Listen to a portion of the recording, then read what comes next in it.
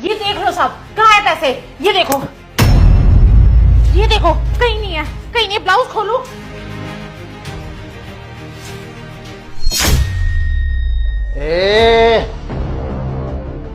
पहन इसको वापस। मैं समझ गया हूं पैसे हैं कहाँ।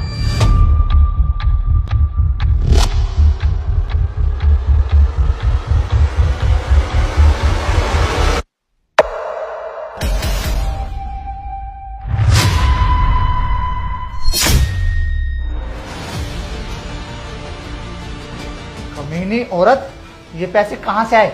कहाँ से आए ये पैसे? अपने साथ साथ इस बच्चे को भी चोर बना रही है। बेहयात औरत, कभी सोचा है क्या असर पड़ेगा इस बच्चे पे?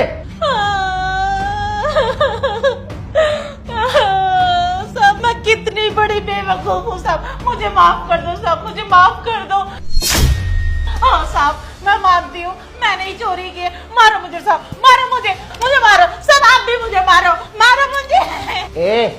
ज्यादा नाटक मत कर।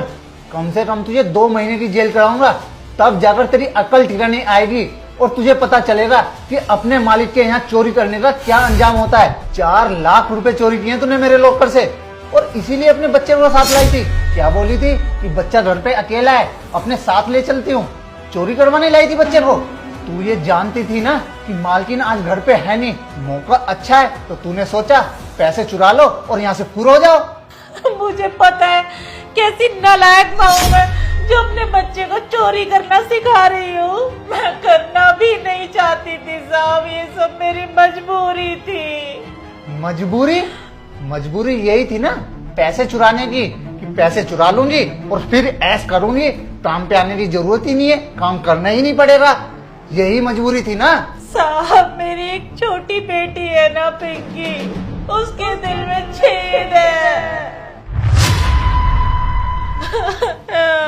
डॉक्टर ने कहा है इस 1 महीने के दौरान अगर पिंकी का इलाज नहीं हुआ तो साहब मेरी पिंकी नहीं बचेगी। आप ही बताओ साहब, मैं क्या करती?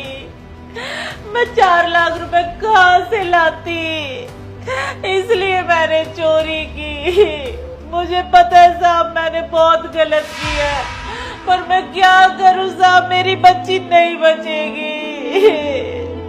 साहब प्लीज मुझे माफ कर दो और मुझे जाने दो साहब। ये सब मैंने अपनी बेटी के लिए किया है साहब, प्लीज मुझे माफ कर दो साहब, मुझे जाने दो, मुझे अपनी बेटी का इलाज कराना है साहब प्लीज। मैं मानता हूँ तुझे पैसे की जरूरत थी अपनी बेटी के इलाज के लिए, पर ये रास्ता सही था चोरी करने का, वो भी इस तरह से। अगर तुझे मदद की जरूरत थी तो तू मुझसे आकर बोलती, मैं तेरी कुछ न कुछ मदद जरूर करता। पर ये चोरी करके आज तू मेरी नजरों से गिर गई।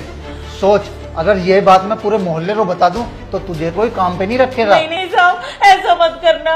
मेरे बच्चों का क्या होगा साहब? अगर मुझे कहीं काम नहीं मिला तो मेरे बच्चे भूखे पेट सोएंगे साहब। मैं अपने बच्चे की कसम खा के कहती हूँ साहब, मैं दोबारा ऐसा कभी नहीं करूंगी साहब। साहब माफ कर दो साहब। साहब प्लीज साहब माफी दे दो साहब प्लीज। ठीक है, तेरी छोटी बच्ची की बात सुनकर ना मेरा मन पिघल गया है, वरना तूने जो गलती की है ना वो माफी के लायक नहीं है। और हाँ, 1 मिनट रुक।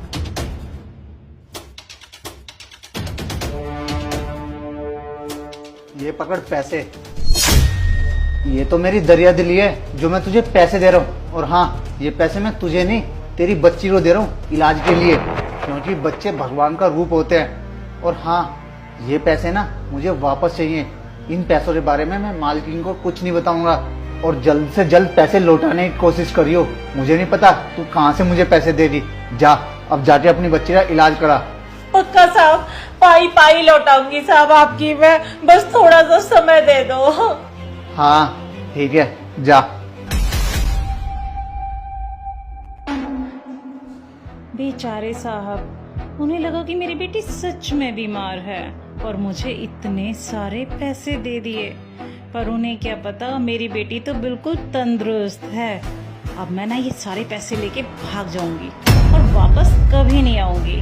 बेचारे साहब। धन्यवाद साहब, आपका दिल बहुत बड़ा है, सच में साहब आप बहुत अच्छे हैं।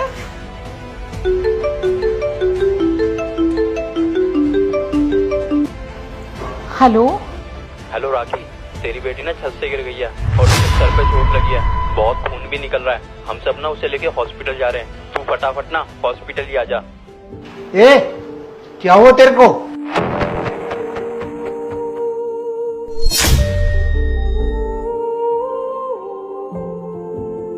ए,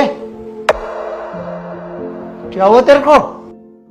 उसके दिल में छेद है। पर उन्हें क्या पता मेरी बेटी तो बिल्कुल तंदुरुस्त है। तेरी बेटी ना छत से गिर गई है और उसके सर पे चोट लगी है। ए, क्या हुआ तुझे? हुआ क्या है तुझे? तू ठीक तो है? मेरी बेटी, तेरी बेटी? सारी गलती मेरी है साहब। साहब आप ही अपने पैसे रखिए।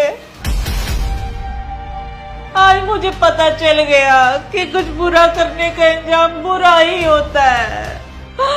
मेरी बेटी, मेरी बेटी, मेरी बेटी। बेटी? अरे हुआ क्या?